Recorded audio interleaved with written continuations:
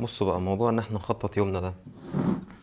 الموضوع ده بالنسبة لأي حد perfectionist أو بيحاول دايما إن هو يحقق حاجات كتير يوميا، بندور وراه كتير بقى. عندنا ال 7 habits، the power of habit، atomic habit، getting things done، first things first.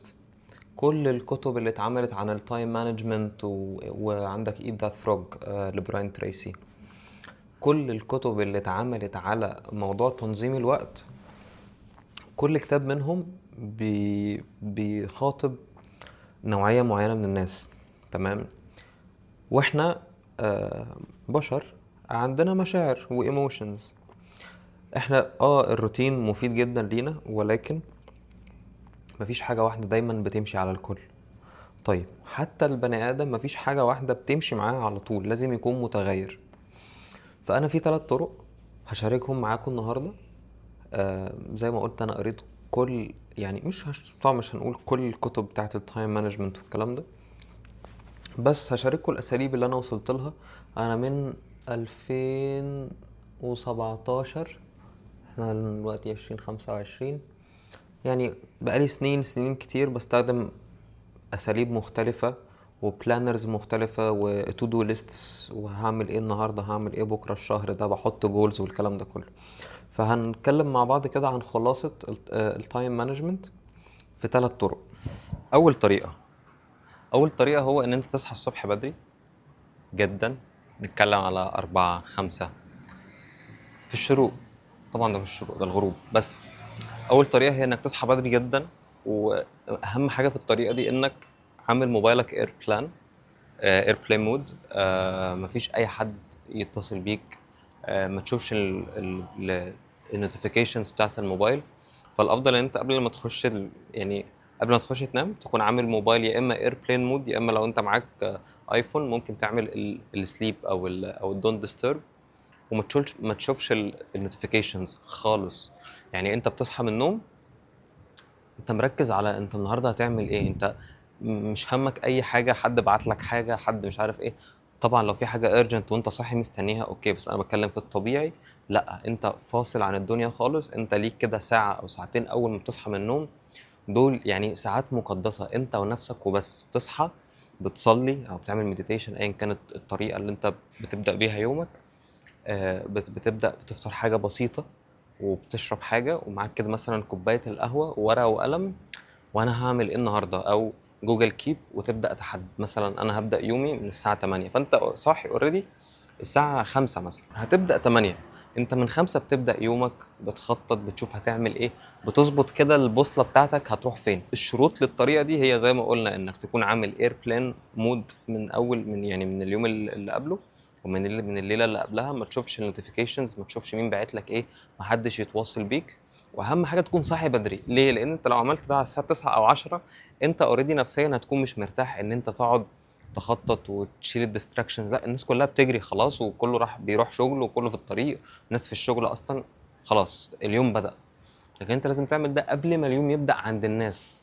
تاني طريقة ممكن تخطط بيها هو بتكون خلال اليوم. في ايام كده انت عارف الايام اللي بيكون عندك فيها في كذا ميتنج او هتعمل كذا حاجة، واللي هو انت صاحي، اول حاجة دماغك متعبية،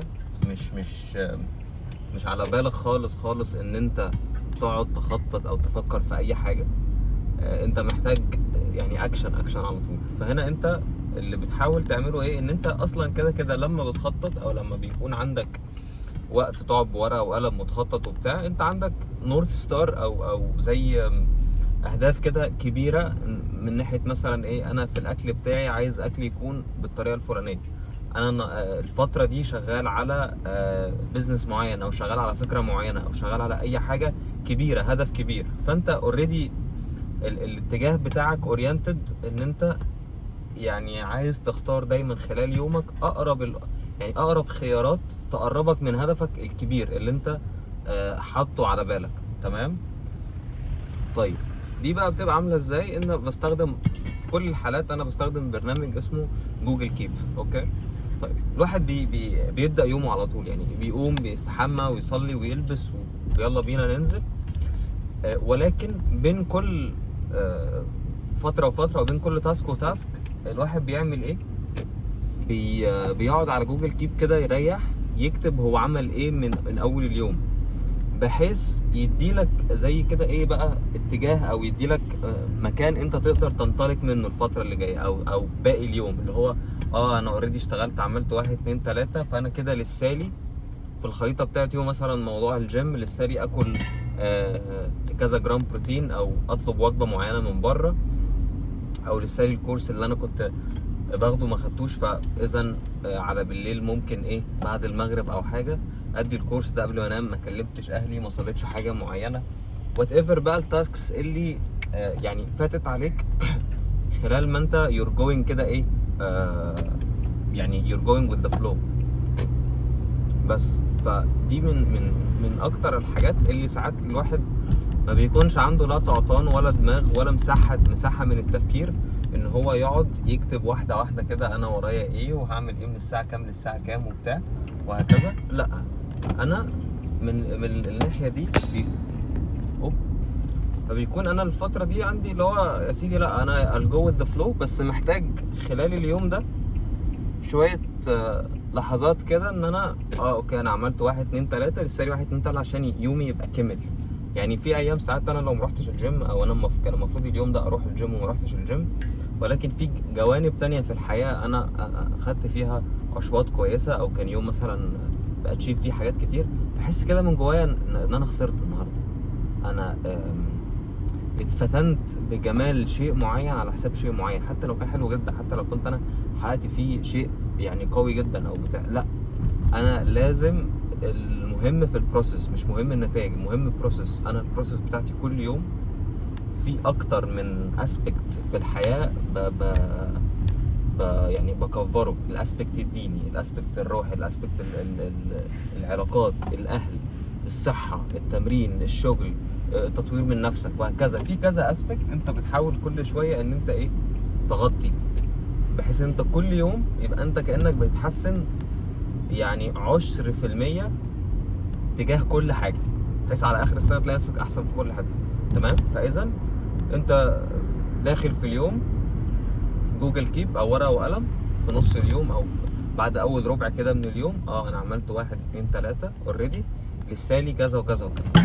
بس الطريقة التالتة والأخيرة هو إنك تخطط لبكرة من قبلها بيوم. دي ساعات بتكون لو مثلا خلصت يومك بدري، فانت نفس الكلام بتفصل خالص عن الناس. يعني دلوقتي مثلا خلصت الجيم وهاكل اخر وجبة، فعلى بال ما الاكل بيتسخن انا قاعد بورقة وقلم بكتب ايه اللي انا هعمله بكرة. حتى مش لازم بالظبط، ممكن النورث ستارز زي ما اتفقنا، وبكرة استخدم طريقة تانية مع يعني خلال اليوم لو في اي حاجة جدت او انا محتاج اغير حاجة او كده. however الافضل ان انت وانت قاعد كده مستني بالليل تفصل كل الديستراكشنز، تفصل اي حد يكلمك، تفصل كل حاجه كل حاجه، عشان تبدا تركز وترمي التاسكس بتاعت بكره في العقل اللاواعي. احنا فعلا عندنا قوه رهيبه في السب كونشس مايند او في عقلك اللاواعي، هو ان انت لما بتسيب حاجه كده او بتنام عليها او بتسيب حاجه من غير ما تفكر فيها بشكل مباشر، مجرد انت عارف ان انت بكره هتعمل كذا، لما بيعدي الوقت بتلاقي في طرق انت ممكن تعمل بيها الموضوع ده، تكون منتجة اكتر، تكون اسرع، تكون efficient، بتاخد وقت اقل، وهكذا. فقبلها بيوم تقعد كده بورقة وقلم او على جوجل كيب زي ما اتفقنا، تشوف انت ممكن تخطط ايه، تعمل ايه، وهكذا من اول اليوم لحد اخر اليوم. مجرد كده كأنك بتتخيل يومك هيبقى عامل ازاي. بتلاقي نفسك تاني يوم انت صاحي زي ما تكون متبرمج، انت كأنك دلوقتي بتبرمج نفسك.